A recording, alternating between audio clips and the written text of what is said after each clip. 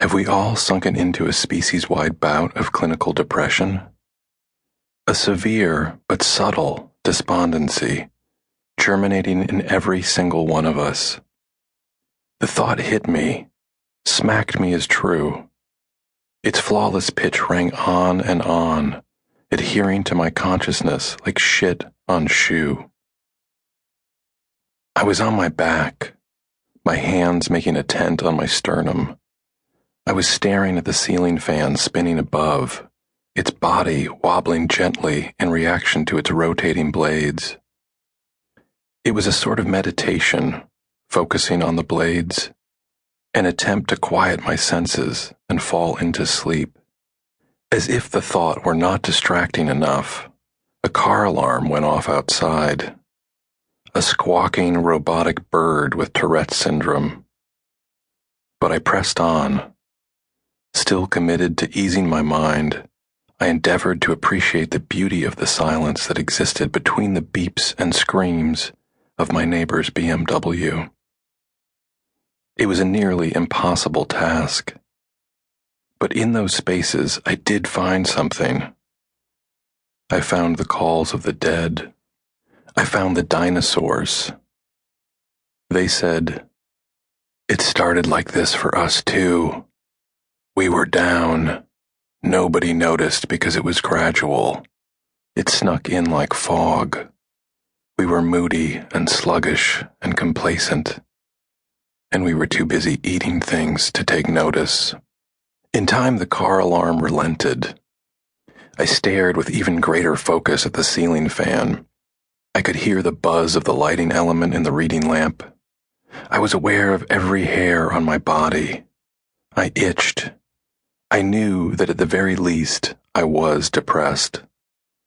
I wondered if the depression had always been there.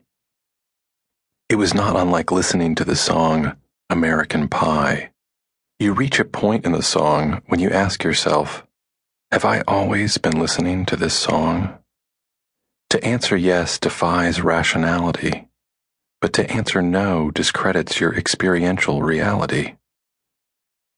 I reconfigured. I fluffed the pillows. I got fetal.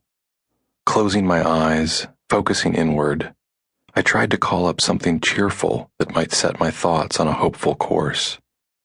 A giggling infant, the toss of a wedding bouquet, a grandfather happy to receive a call from his grandson. But all I could think of were third-world viruses that sold newspapers and dissolved brains. I quickly composed a mental catalog of friends, colleagues, former roommates, elderly neighbors, and the anonymous faces who sell me gasoline, deliver my mail, and fill my prescriptions. I uncovered alcoholics, overwhelmed parents, hoarders, diet addicts, news junkies, tabloid gobblers, sexless marriages, teenage diabetics, cell phone dependents, and uninsured back pains resulting from unresolved childhood rage. I rolled over to get my wife's opinion. She was lost in a gigantic children's novel. Her brown eyes, even bigger behind glasses, were scanning the pages left to right. In her glasses, I could see the whole room reflected. I could see the white curtains we bought at a bargain through my employee discount, the matching dressers purchased through the same discount, and a fern that wasn't thriving.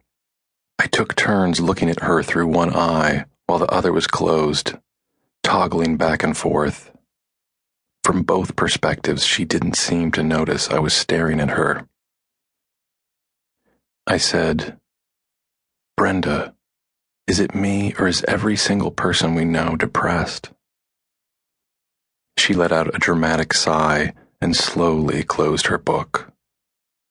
She didn't want to leave the story. As she turned to look at me, she spilled a little bourbon. It's a habit of hers. It dribbled down her chin and onto her nightgown. She kissed me on the forehead like she was putting a stamp on a letter and said, "You are." And then as she turned off her light and shifted onto her side, facing away from me, she said, "I'm not."